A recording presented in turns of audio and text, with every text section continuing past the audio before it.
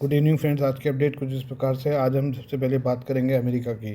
America के उपराष्ट्रपति JD Vance के नेतृत्व में अमेरिकी वार्ताकारों का दल इस्लामाबाद पहुंच गया है। वहीं ईरानी दल भी कल से इस्लामाबाद पहुंचा हुआ है। ईरानी दल ने सबसे पहले पाकिस्तान के पीएम शहबाज शरीफ से मुलाकात की है। अमेरिका और ईरान इस्लामाबाद में युद्ध विराम को लेकर अहम बातचीत करने की तैयारी में है। दोनों पक्षों के बीच गहरे अविश्वास, परस्पर विरोधी मांगों और संघर्ष से बाहर निकलने के बढ़ते दबाव के बीच ये वार्ता होने जा रही है।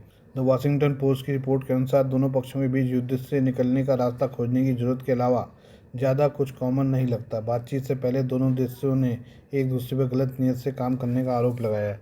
अमेरिकी राष्ट्रपति डोनाल्ड ट्रंप ने ईरान के सार्वजनिक प्रस्ताव को धोखा करार दिया और कहा कि तेहरान हॉर्मुज़ स्ट्रेट से शिप ट्रांजिट पर रोक लगाकर बेईमानी कर रहा है। इस बीच ईरान ने पक्की शर्तें रखी हैं। द वाशिंगटन पोस्ट और द न्यूयॉर्क टाइम्स के मुताबिक ईरान संसद के स्पीकर मोहम्मद बाघिर गालिबाफ ने कहा है कि बातचीत शुरू होने से पहले प्रतिबंधित और ब्लॉक किए गए एसेट्स को रिलीज करने जैसे मुद्दों को सुलझाना होगा। अमेरिकी डेलीगेशन को उपराष्ट्रपति जेडी वेंस लीड कर रहे हैं। ईरान अमेरिका बातचीत करो या मरो वाला पल शहबाज शरीफ। द वॉशिंगटन पोस्ट के मुताबिक उन्होंने मीडिया से कहा है, मुझे लगता है ये सकारात्मक होगा। अगर ईरान अच्छी नीयत से बातचीत करता है तो हम निश्चित रूप से खुले हाथ बढ़ाने को तैयार हैं। पाकिस्तान ने खुद को एक अहम मध्यस्थ के तौर पर पेश किया है। द वॉल स्ट्रीट जर्नल की रिपोर्ट के मुताबिक पाकिस्तानी प्रधानमंत्री शहबाज शरीफ ने बातचीत में को करो या मरो वाला पल बताया। ये बातचीत ऐसे समय हो रही है जब बड़े पैमाने पर इलाके के हालात अस्थिर बने हुए हैं। द वॉशिंगटन पोस्ट और द न्यूयॉर्क टाइम्स के मुताबिक वैसे तो तकनीकी सीज़फायर लागू है, लेकिन लेबनान में इजरायली ऑपरेशन जारी है। इससे डिप्लोमेटिक कोशिशें मुश्किल हो रही हैं। द वॉशिंगटन पोस्ट के अनुसार एक बड़ी रुकावट हॉर्मुज़ स्ट्रेट है, जो एक जरूरी ग्लोबल एनर्जी रूट है। ईरान ने ऐसे कंट्रोल लगाए हैं जिनके तहत टैंकरों को परमिशन लेनी होगी और टोल वसूलना शुरू कर दिया है। इस कदम को अमेरिकी अधिकारियों ने गैर कानूनी करार कर स्वीकार करने से मना कर दिया है। हॉर्मुज़ संकट का असर वैश्विक बाजार देखने को मिला है। इसकी वजह से तेल की कीमतों में भी उछाल देखने को मिला है। अमेरिकी हॉर्मुज़ स्ट्रेट को पूरी तरह से फिर से खोलना चाहता है, जबकि ईरान इस समुद्री मार्ग पर अपना दबदबा बनाए रखने पर तुला हुआ है। ईरान और अमेरिका के बीच बातचीत की स्थिति अभी भी बहुत अलग है। द वॉशिंगटन पोस्ट के मुताबिक ईरान ने यूरेनियम संवर्धन रोकने और अपने मिसाइल प्रोग्राम पर रोक लगाने की अमेरिकी की मांगों को खारिज कर दिया है। वहीं अमेरिका ने संकेत दिया है कि बैन में राहत डील के बाद ही मिलेगी। यह अभी साफ नहीं है कि बातचीत डायरेक्ट होगी या मध्यस्थता होगी। द वॉशिंगटन पोस्ट ने बताया कि दोनों पक्ष अलग अलग बैठ सकते हैं। वेंस के ऊपर इस वक्त एक बड़ी जिम्मेदारी है। द वॉल स्ट्रीट जर्नल ने रिपोर्ट किया है कि ट्रंप ने उन्हें बातचीत को लीड करने के लिए भेजा है। ऐसे में इस बातचीत का नतीजा उपराष्ट्रपति की राजनीति समझ से काफ़ी हद तक जुड़ा हुआ है। पाकिस्तान की भूमिका को लेकर द न्यूयॉर्क टाइम्स ने रिपोर्ट किया कि पाक ने शुरुआती सीज़फायर में मदद की है और अंदरूनी आर्थिक और सुरक्षा चुनौतियों के बावजूद वाशिंगटन और तेहरान दोनों के साथ संबंधों का फ़ायदा उठा रहा है। मौजूदा लड़ाई इस साल की शुरुआत में बढ़ गई है, जिससे दुनिया भर में एनर्जी सप्लाई को खतरा पैदा हो गया है। इस हफ्ते कुछ समय के लिए सीज़फायर हुआ, लेकिन ये कितना चलेगा यह पक्का नहीं है। दोनों पक्ष एक दूसरे के इरादे को परख रहे हैं। ये बात करें हम सऊदी अरब और पाकिस्तान की। सऊदी अरब ने आश्वासन दिया कि $5 अरब के कर्ज में फंसे पाकिस्तान को वो वित्तीय मदद करेगा। सऊदी अरब के वित्त मंत्री मोहम्मद बिन अब्दुल्ला अल जुदान ने पिछले दिनों इस्लामाबाद का एक दिनों का छोटा लेकिन महत्वपूर्ण दौरा किया था। इस दौरे के दौरान उन्होंने पाकिस्तान को पूर्ण वित्तीय सहायता देने का आश्वासन दिया है। सऊदी अरब ने यह आश्वासन उस वक्त दिया है जब पाकिस्तान एक बार फिर से कर्ज संकट में फंस गया है। मध्य पूर्व में चल रहे तनाव ने उसकी इकोनॉमी को काफ़ी परेशान किया है। उसे पेट्रोल और डीजल के ज़्यादा डॉलर चुकाने पड़ रहे हैं। आपको बता दें कि पाकिस्तान इस समय भारी कर्जों से जूझ रहा है। अकेले इसी महीने उसे करीब $5 अरब का कर्ज चुकाना है। इसमें कुल लगभग $4.8 अरब का भुगतान शामिल है, जिसमें से $3.5 अरब तो सिर्फ संयुक्त अरब अमीरात को देना है। पाकिस्तान को अगर किसी दूसरे देश से वित्तीय मदद नहीं मिली या अगर पाकिस्तान के इस कर्ज की सीमा नहीं बढ़ाई गई तो उसका विदेशी मुद्रा घटकर $11.5 अरब ही रह जाएगा। ऐसी स्थिति में पाकिस्तान में नकदी संकट उत्पन्न हो सकता है और देश की अर्थव्यवस्था में तनाव आ सकता है। पाकिस्तान ने सऊदी अरब से मांगी थी मदद। पाकिस्तान ने सऊदी अरब से कई बार अपनी कंगाली का हवाला देकर कर्ज मांगा था। न्यूज़ 18 की रिपोर्ट के मुताबिक पाकिस्तान की मदद में $5 अरब के कर्ज की मांग के साथ साथ तेल खरीदने के लिए मिली मौजूदा वित्तीय सुविधा को 5 साल के लिए और आगे बढ़ाने का अनुरोध भी शामिल है। इन दोनों ही कदमों को नकदी की तत्काल तंगी को कम करने के लिए बेहद ज़रूरी माना जा रहा है। न्यूज़ 18 के मुताबिक पाकिस्तान के प्रधानमंत्री शहबाज शरीफ के साथ हुई बैठक के दौरान सऊदी की तरफ से फिलहाल कोई वित्तीय पैकेज या किसी नए कर्ज का ऐलान नहीं किया गया है, लेकिन हाँ, सऊदी अरब ने पाकिस्तान को मदद का आश्वासन जरूर दिया है। इस घटना से एक बार फिर साबित हो रहा है कि पाकिस्तान ने देश की आर्थिक स्थिति को सुधारने के लिए कोई कदम नहीं उठाए हैं, बल्कि वो अपनी उसी पॉलिसी पर कायम है जिसमें आर्थिक संकट में फंसने पर खाड़ी देशों की तरफ कटोरा लेकर दौड़ना पड़ा। सऊदी अरब दर्जनों बार पाकिस्तान को दिवालिया होने या कर्ज संकट से बचा चुका है।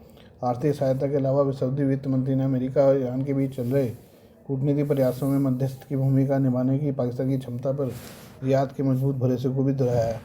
आज ईरान और अमेरिका के बीच बैठक होने वाली है और पूरी दुनिया की नज़र इस बैठक पर है। सऊदी अरब और पाकिस्तान ने पिछले साल रक्षा समझौता किया था, जिसमें एक दूसरे पर हुए हमला दूसरे पर भी हमला माना जाएगा। हालांकि जब ईरान ने सऊदी पर मिसाइल हमले किए तो पाकिस्तान शांत रहा। इस यात्रा के दौरान दोनों पक्षों ने सऊदी पाकिस्तान संबंधों के लंबे समय से चले आ रहे और भाईचारे वाले स्वरूप पर जोर दिया। इस्लामाबाद ने पिछले कई वर्षों से रियाद द्वारा दिए जा रहे निरंतर आर्थिक सहयोग के लिए आभार व्यक्त किया है। साथ ही व्यापार, निवेश तथा क्षेत्रीय स्थिरता के क्षेत्रों में सहयोग को और मजबूत करने की अपनी प्रतिबद्धता को दोहराया है। आइए बात करें अमेरिका और ईरान की। अमेरिका और ईरान का डेलीगेशन पाकिस्तान पहुंच गया है। दोनों देशों के नेताओं के बीच इस्लामाबाद में होने वाली वार्ता पर दुनिया की नज़र है, क्योंकि इससे ईरान में युद्ध विराम का भविष्य तय होगा। ईरान और अमेरिका इसराइल में 28 फरवरी से 8 अप्रैल तक चले युद्ध में तकरीबन पूरी दुनिया को प्रभावित किया है। अमेरिका और ईरान के भले ही इस्लामाबाद में बैठक के लिए तैयार हो गए हैं, लेकिन सीज़फायर को लेकर यह वार्ता आसान नहीं होने वाली है। हॉर्मुज़ स्ट्रेट पर नियंत्रण, ईरान का सर्वविदित यूरेनियम और लेबनान में युद्ध विराम जैसे मुद्दों पर दोनों पक्षों में एक राय नहीं है। इस्लामाबाद में वार्ता के जानकारों के हवाले से CNN न्यूज़ 18 ने दावा किया कि अमेरिका और ईरान की एडवांस टीमों ने औपचारिक बातचीत से पहले जरूरी ज़मीनी काम पूरा कर लिया है। ईरान ने यह साफ कर दिया कि लेबनान फिलहाल उसकी सबसे बड़ी चिंता है। ईरान ने लेबनान में इजरायली हमले रोकने पर जोर डाला है। ऐसे में वार्ता को लेकर उत्साहित पाकिस्तान के सामने भी खाली हाथ रह जाने का डर है। तेहरान से आई एडवांस टीमों ने अपने अमेरिकी समकक्षों से कहा है कि यूरेनियम संवर्धन के मामले में कोई भी प्रगति लेबनान से जुड़ी पक्की प्रतिबद्धता पर निर्भर करेगी।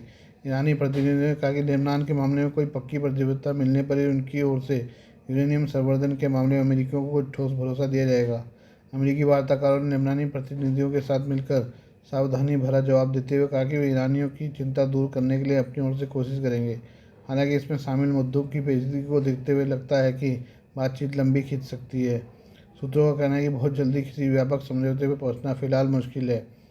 ईरान अमेरिका के बीच कई पेचीदा मुद्दे होने के बावजूद पाकिस्तानी आर्मी चीफ और सरकार को इस्लामाबाद वार्ता से सीमित सफलता मिलने की उम्मीद है। शहबाज शरीफ और वसीम मुनीर को लगता है कि बैठक में कम से कम कुछ बातें अंतिम रूप ले सकती हैं। अमेरिकी उपराष्ट्रपति JD वेंस और ईरानी संसद के स्पीकर मोहम्मद बाकिर गालिबाफ के आने से पाकिस्तान को उम्मीद है। गालिबाफ का इस्लामाबाद में वार्ता के लिए आना खासतौर से पाकिस्तानियों की उम्मीद जगा रहा है। गालिबाफ ने पहले अमेरिका पर भरोसे की कमी का हवाला देते हुए बैठक में शामिल होने में हिचकिचाहट दिखाई थी। अब उनकी उपस्थिति से माना जा रहा है कि तेहरान बातचीत में शामिल होने को महत्वपूर्ण मानता है और किसी नतीजे की उम्मीद कर रहा है।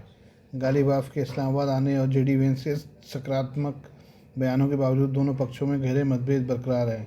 अमेरिका का डोनाल्ड ट्रंप प्रशासन रणनीतिक थकान और घरेलू राजनीति के चलते लड़ाई रोकना चाहता है। वहीं ईरानी अधिकारियों को दावा है कि उसके बाद संघर्ष बढ़ाने अमेरिका को सबक सिखाने की क्षमता भी मौजूद है।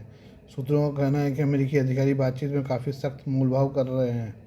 अमेरिका ने ईरान के लेबनान मुद्दे जैसे मामले पर पीछे हटने के संकेत नहीं दिए हैं। ऐसे में बातचीत सैन्य दबाव और कूटनीतिक दावपेच का एक जटिल मिश्रण बन गई है।